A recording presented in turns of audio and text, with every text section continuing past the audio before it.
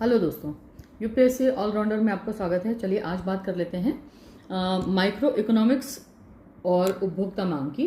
तो आइए उसे बहुत ही सरल उदाहरणों के साथ में समझते हैं। तो माइक्रो इकोनॉमिक्स क्या है, पहले ये समझ लेते हैं। आइए इसकी परिभाषा समझते हैं।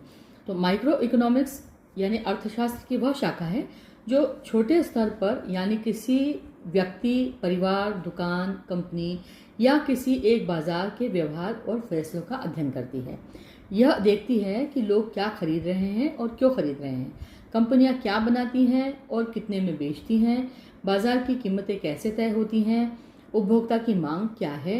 सरल शब्दों में उपभोक्ता मांग का मतलब होता है कि कोई व्यक्ति उपभोक्ता कितनी चीज़ें खरीदता है और चाहता है, कितनी चीज़ें खरीदना चाहता है और कितनी खरीद सकता है, और साथ ही वह एक कीमत भी तय कीमत पर, है ना। तो इसमें दो बातें ज़रूरी हैं। एक तो इच्छा यानी डिज़ायर, वह चीज़ उसे चाहिए, और क्षमता यानी एबिलिटी उसे चाहिए उसे खरीदने के लिए, मतलब उसके पास में पैसा भी हो। तो इसे हम उदाहरण के साथ समझते हैं कि मान लीजिए बाजार में आम यानी आम जिसको हम फल बोलते हैं, फल 100 रुपये किलो बिक रहा है ना। अगर राम के पास में 200 रुपये हैं और उसे आम खाना पसंद है तो वह 2 किलो आम खरीद सकता है। आम की मांग जो है वो 2 किलो आम की है, ठीक है। अब सोचिए कि अगर आम की कीमत 50 रुपये हो जाती है तो शायद आम अब 4 किलो आम खरीद सकेगा, है ना।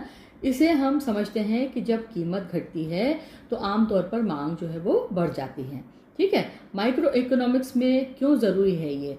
तो किसी भी दुकान या कंपनी को यह जानना ज़रूरी है कि लोग क्या चीज़ें खरीद रहे हैं, किस कीमत पर वे ज़्यादा खरीदते हैं और किस किस कीमत पर वो कम खरीदते हैं।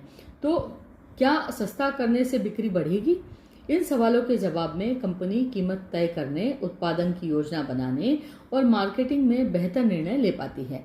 अब इसका हम निष्कर्ष से समझते हैं कि उपभोक्ता मांग माइक्रो इकोनॉमिक्स का एक प्रमुख हिस्सा है।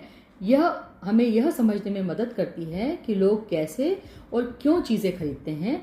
उदाहरण के लिए अगर दूध 40 रुपये लीटर है तो कोई व्यक्ति 2 लीटर खरीदेगा। अगर ये 60 रुपये हो गया तो शायद वो 1 लीटर ही खरीदे, है ना, क्योंकि उसका मतलब मांग जो है वो उस कीमत के हिसाब से उसकी मांग जो है वो निर्भर करती है कीमत पर।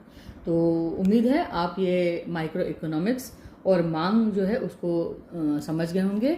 और अगर आपको ये सेशन अच्छा लगा है तो प्लीज़ मेरे चैनल को लाइक कीजिए, शेयर कीजिए और सब्सक्राइब कीजिए।